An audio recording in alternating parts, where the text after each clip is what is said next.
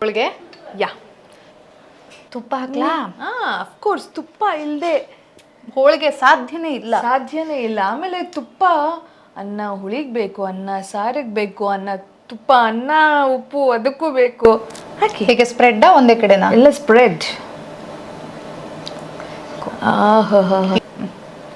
ಹಿಂಗೆ ಕಲಿಸಿಕೊಂಡು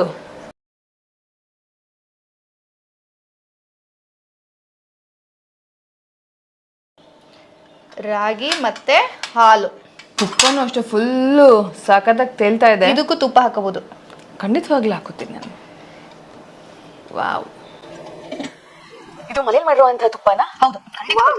ಅಮ್ಮ ಮಾಡಿರೋ ಹಾಗೆ ಇದೆ, ಇನ್ನೂ ತರಿಯಾಗಿ. ಅಮ್ಮನೇ ಮಾಡಿರೋದು. ಬಾ, ನಮ್ಮಮ್ಮನೇ ಮಾಡಿರೋದು. ಅಲ್ಲೆಲ್ಲೇ Cheers. ಎಷ್ಟು ಚೂರ್ ಕೂಟ್ ಹಾಕ್ಲಾ? ಖಾರ ಎಲ್ಲ ಹದವಾಗಿದೆ ಅಲ್ಲ? ನನಗೆ ಆದ್ರೂ ತುಪ್ಪ ಬೇಕು. ಓಕೆ.